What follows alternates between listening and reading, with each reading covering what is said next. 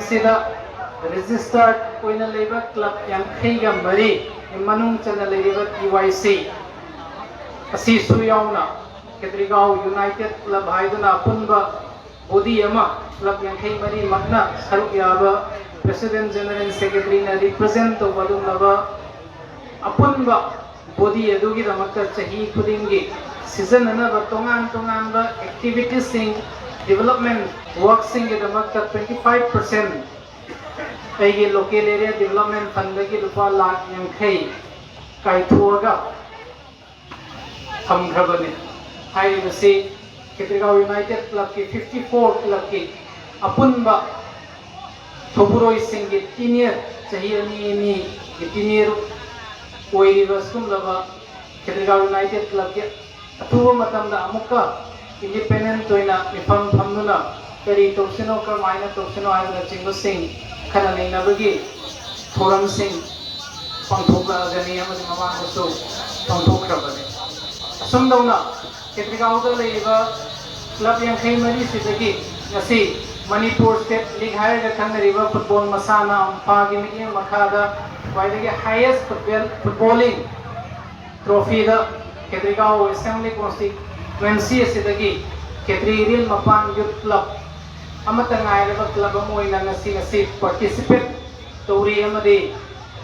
however 2021-22 ki Palace District Football Association के meeting मखा का पंथों के बाद district level यदुम लबा division A के champion हो इतना अबा कसी super कौन ननबा सेम सारगा लेकर बदुम लबा footballing club मखा में वतो सुंदों YWC हबांगकोंग फिर division B कौन भी आरबा कौन ननबा के सेम सारगा लेकर बदुम लबा club मखा में असंदों ना टॉप के मईकई दगी टॉप की ग्राम पंचायत को टॉप दूसरा ग्राम पंचायत से लगे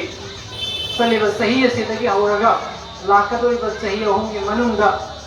मणिपुर की फायदे की वांगा फुटबॉलिंग मसा फिर लिक्विड बा मणिपुर स्टेट लीग यूरोप में ना बात तोंगान बा division B division A super winners cup अम्फा कप हाई रिवर कप सिंह असीगी विनर्स नत्रगना रनर्स अप ओहंदुना मणिपुर स्टेट लीग फाउबदा पुखलकना बगी पांडम थमलिबा तुमलबा पांडम लेरिबा आशा लेरिबा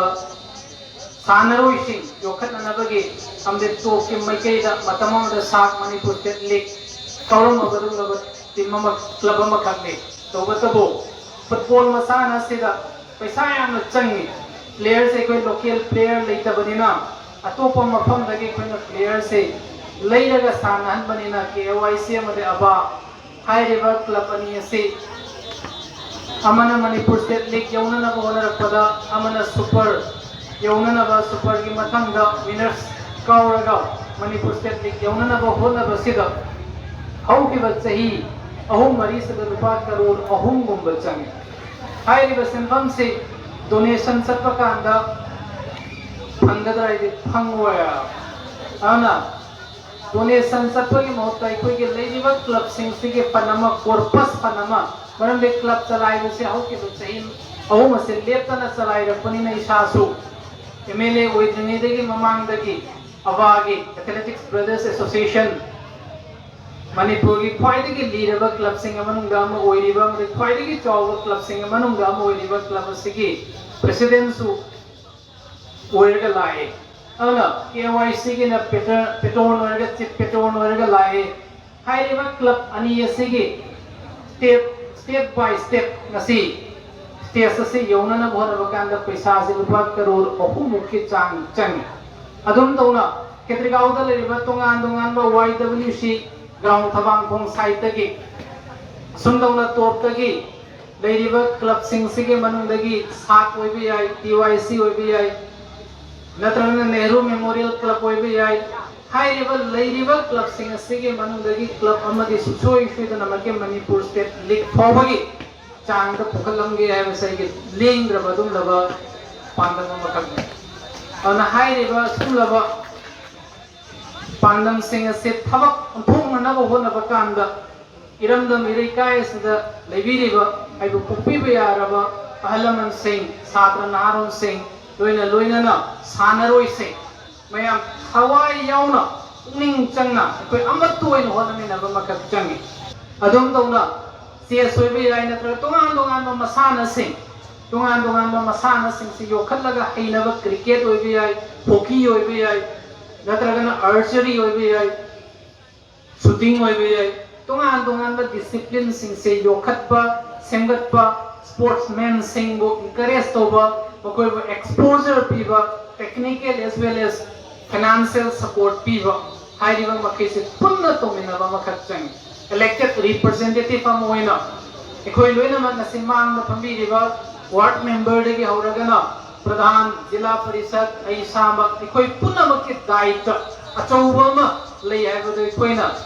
khangna thabak tomina ba makak su changi asum dona lekai asigi leiriba mioi khudimangna su asi hanaba khonabada thuwa yauriba chainau singase